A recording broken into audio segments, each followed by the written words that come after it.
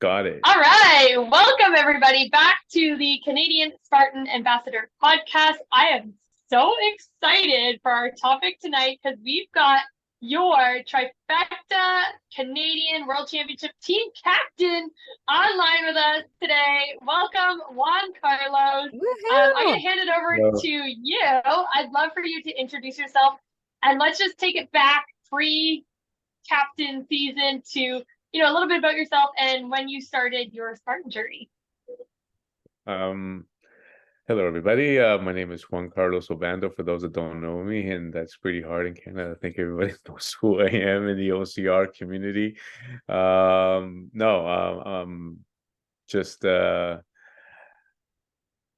can I say about the sport? I love it. And I started back in 2013. That's how long it's been. I got in, I came to know Jesse Bruce, and seeing him all excited and fired up in this sport, and it also got me all fired up and so inspiring that I followed suit. And so I've been in the game for quite some time and made a career out of it. Amazing. And I'm sorry, go ahead. And you ended up being the captain for Greece, which is this weekend. That's kind of what we're talking about tonight. Greece, tell us about the championship. What is that for people who don't know? Because we actually got a lot of new people following the Spartan Canada pages and the pages this weekend after Blue Mountain. So tell us what the championship is. How do you get in there? And tell us where you are too. I mean, to get in, you have to qualify. Once you're in, it is the most beautiful experience. It is one of the most coveted championships in the Spartan product. It is the most attended, loved, and this is my second time here. And what can I tell you? There's no words to describe the experience here. You have to be here to experience this whole thing for yourselves. It is inspiring. It is beautiful. The people, the locals here in Greece participate, and there's a lot of them, and they all want to be involved. They all want to just be somewhat associated with Spartan, that the whole community is willing to assist and help in making sure that this is a successful event from beginning to end. Plus, coming into Sparta, there's so much history. Sparta, for anybody that knows, back with the 300s, where they started from, where they walked when they went to war, that section, that part of the ruins, the mayor of Spartan has given Spartan the permission to be able to use, so that way we can hold our events there, and the athletes can run through. Oops, we lost somebody. Oh, I'm still here. I just turned my video off for a second there. I'm still here though. But and so it is one of the most, it's just a beautiful experience for an athlete to be able to toe the line with so many other amazing athletes throughout the world, to come to one and be able to race together through this monumental and historic ground. And so what else can be said about Sparta that I love? I am blessed to do what I do, and I'm blessed to be here. So that's how beautiful this championship event is. That is so cool. So tell us a little bit about what you did to qualify to earn your spot at the Trifecta World Championships. What did that entail for you? Well, I mean, there's a lot of work that goes into it, training and everything that goes along with that. Also, having done this last year, and I made top 10, so I finished in 9th place, and so that in itself allowed me qualification back into Trifecta World Championships here in Greece. So that was good, and plus with all the Canadian races that we did this year that you guys know of because you guys were a part of, and have had a successful year, and also winning the age group series, Canadian series this year, helped out. And so so you're kind of a big deal. Yeah. Let's give you a shout out to that. Let's shout out to that because you won your age group this year for the Canadian National Series, which kind of went a little bit bust with one of the races being canceled, but you did both. Did you do both races then? Yes, I did. Yeah, I did both. Red Deer and Blue Mountain. Amazing.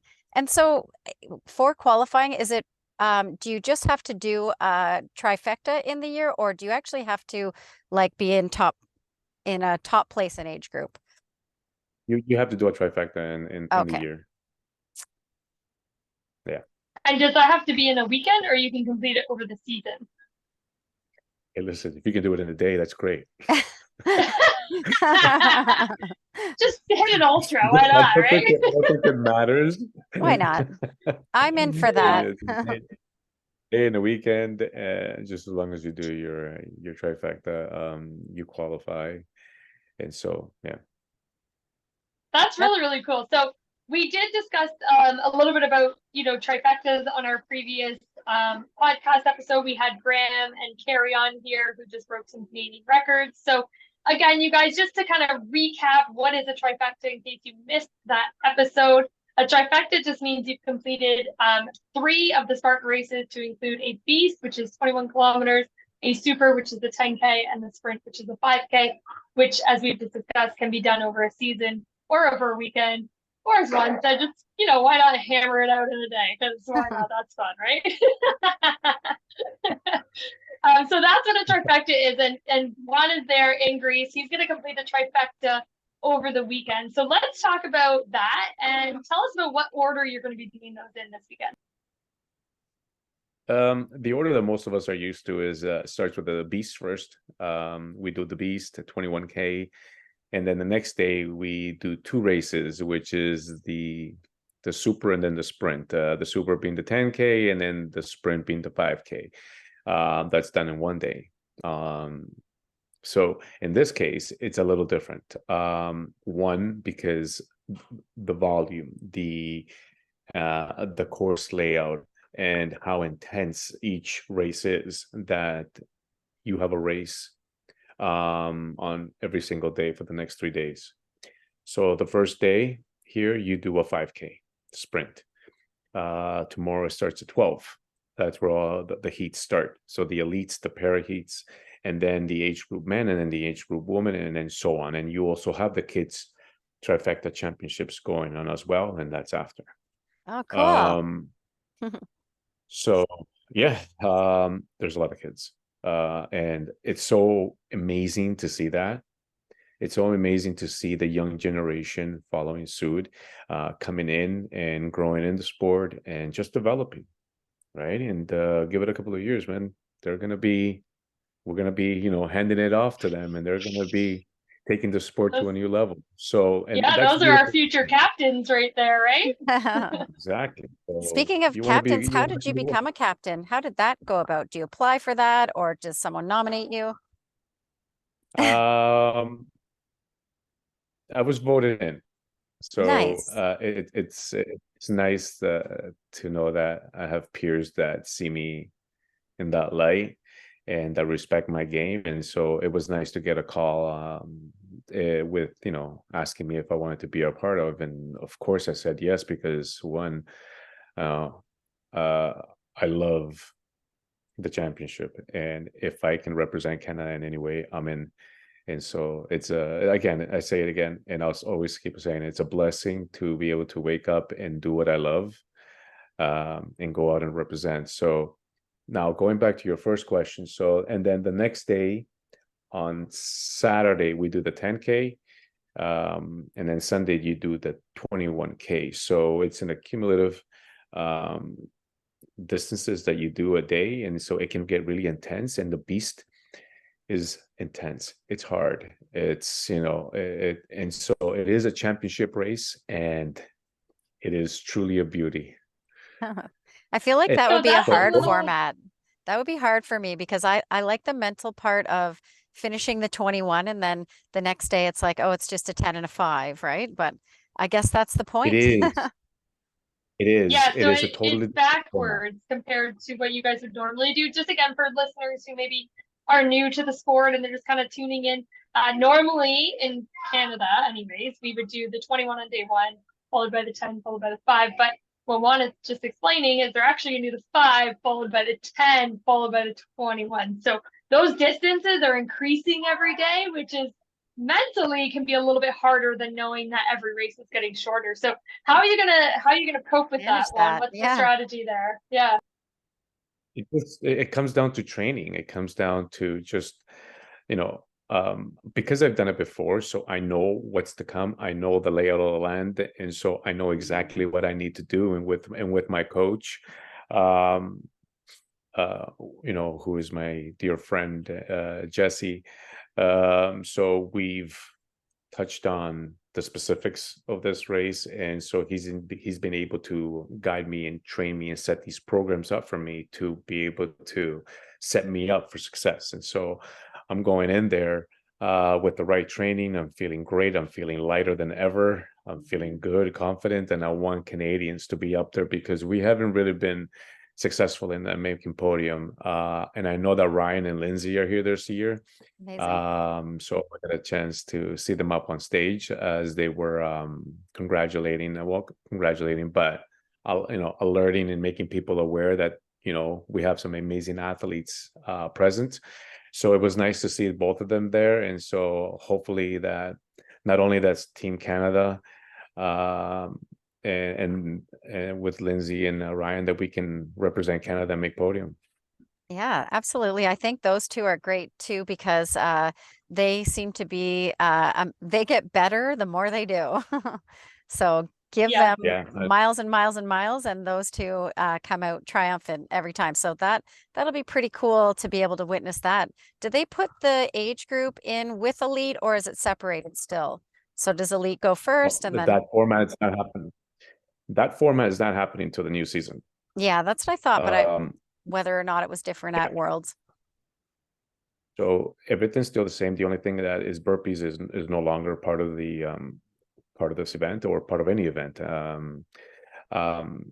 So they have penalty loops, right? Yeah.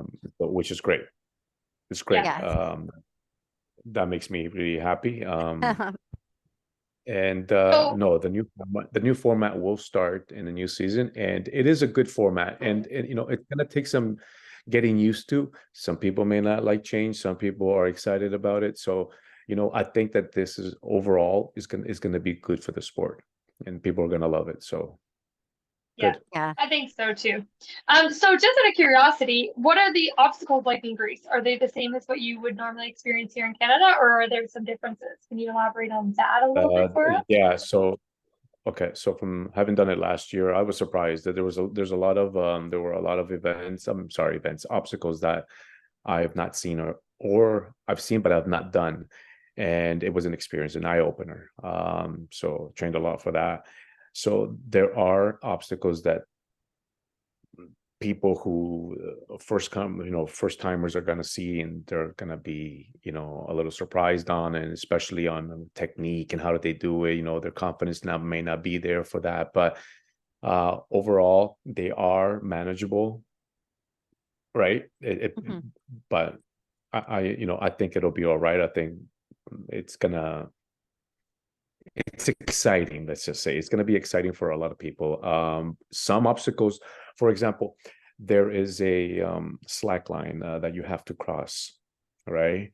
Now, when it's dry, it's great, balance yourself, but when it's wet, it can be pretty hard. It can be difficult, right? So there is the chain. I don't know if you guys heard of this chain, the famous chain. So this is one of those heavy chains that you would they would use to haul trucks with. It's a very, very thick chain. It weighs a lot, so you're looking at close to about 70 pounds. Nice. And they use this for a penalty loop that you have to carry. Okay. When at championships. And truly, it's exactly that. It's a championships, and these are your obstacles, and how you manage it, that's up to the athlete, right? But there are people there to assist and help people that have never done it on what to do. it's not like they're left alone. So there is Right. support, right? So Well, and I like when they do these things because you're bringing the top athletes from around the globe and you're going to test them and they're going to be forced to adapt or not, right? So I really like that they've thrown in some plot twists here. I think it's going to be awesome. Do you know if it's going to be live streamed?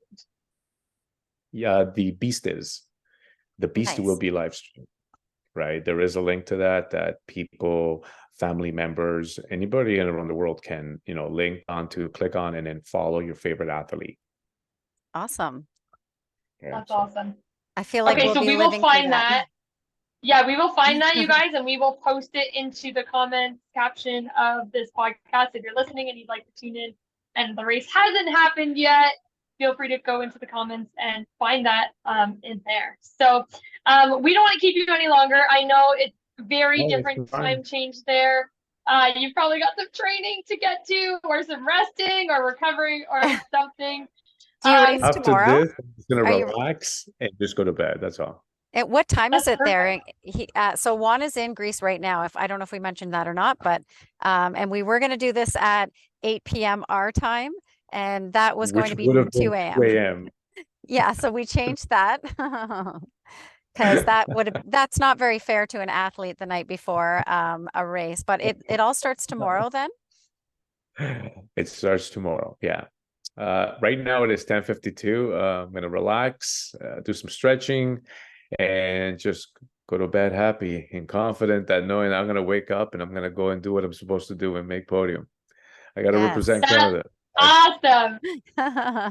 Yeah, well, you know what? We are all cheering you on. I know you've got some amazing supporters in the Canadian community who just look up to you and adore you, me being one of them. So best of luck to you and to our entire Canadian team out there. Make us proud, you guys. We know you will. Yeah, there's a lot of you. So, I mean, shout out, I know Connor Bell, he's an ambassador. He's out there competing as well. Graham and Carrie are out there, both Canadian Spartan ambassadors as well, just to name a few. So shout out to all you guys and best of luck, you guys. Why don't you leave us with one final thing, Juan? And what would be your best piece of advice for somebody who's taking on a trifecta for their very first time? Not championship related, just wants to do a trifecta for their first. Feel happy, feel I don't know, excited to doing something like this. It is exciting. Enjoy yourself.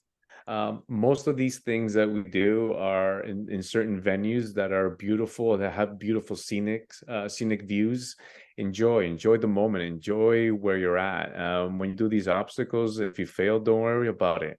What's the worst that can happen? You're gonna retry and keep doing it again, and if not, do a penalty loop and finish the race, which is everybody's main goal, is to cross that line, knowing that you did something that was hard. So, people usually take OCRs and they apply it to their lives, to their daily lives. And some people are going through some tough times. And when they get through a sprint, especially a beast at 21K, and to be able to finish that cross line, it makes you big, it makes you strong, it makes you feel like you can take on anything in the world. So for a first timer doing this, relax, breathe. One foot in front of the other, take your time. You'll get to the end, and just have fun with it. And I promise you're going to get stronger and stronger as you go. Love that. And I don't think we need to say anything more. That is a mic drop finish.